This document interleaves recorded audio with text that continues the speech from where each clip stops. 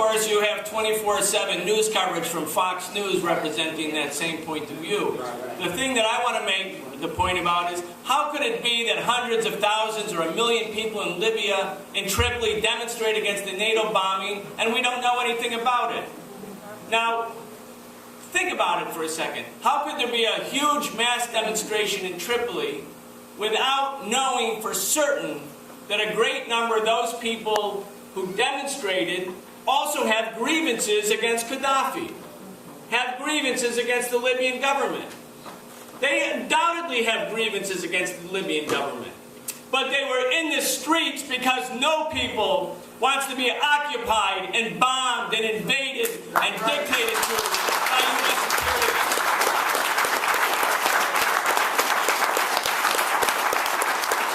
It doesn't make you an apologist of Gaddafi or anybody to say to the U.S. and British and French, the colonizers and enslavers of Africa, stop bombing our country, stop bombing our universities, stop bombing our civilians, stop bombing 4-year-old birthday parties and calling it a legitimate military target. You don't have to be an apologist for anybody to say that that's wrong and that that must stop, and that's our message.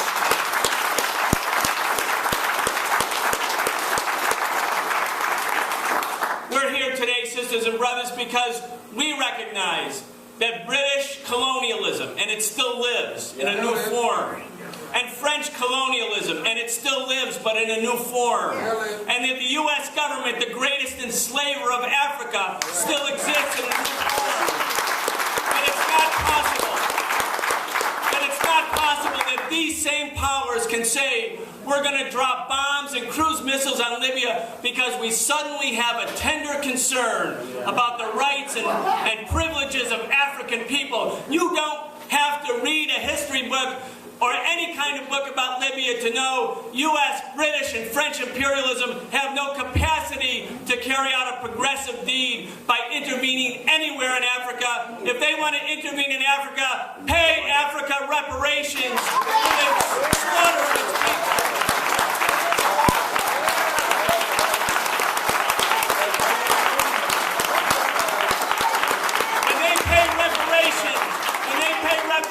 Then they can start to talk about human rights and democratic rights. Right. And those who drop bombs on the birthday parties of 4-year-olds, we should recognize them for what they are.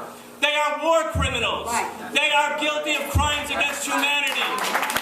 You cannot drop a bomb, and this is what they did 2 days ago on the birthday party of a 4-year-old and say he's a legitimate military target, and so is his mother. And why? Because his grandfather is part of the Revolutionary Council? Does that make him a legitimate target? Look at the Nuremberg Code and the Geneva Convention. You cannot target civilians under those circumstances, and if you do, you should be put on trial for war crimes, and that's what should happen right now.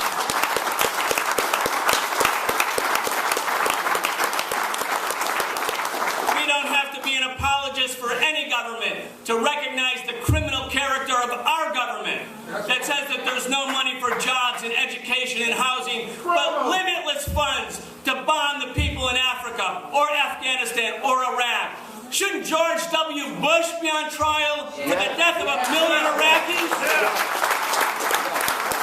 Oh, is it because we had an election every 4 years and get another criminal to replace the criminal before him that this is a democratic system? We get to vote every 4 years for who will oppress us for the next 4 years. We say, there's democracy. Why can't the Libyans have that too? Sisters and brothers, we're going to keep this movement going. We're going to hear from Akbar next, and Cynthia, the ones who really have a story to tell. I hope all of us go from this meeting. Join us in Washington, D.C. at the White House on July 9th. Come to New York, to Harlem, where there will be a mass march demanding the end of the bombing of Africa, August 13th. Let's build the movement, because if we wait for the politicians, we're going to wait and wait and wait. It's time for the people to take over. We have to rise up and say to the people of Libya, you are not our enemies. You are not our enemies. You are our sisters and brothers. When you die, we die. You are our people. There's no such thing as a Libyan people. They say Gaddafi killed his own people. Well, when the U.S. cruise missiles drop on Libyans, They are killing our people because the Libyan people are our people. The Afghans are our people. The Iraqis are our people. The Palestinians are our people. We are one people resisting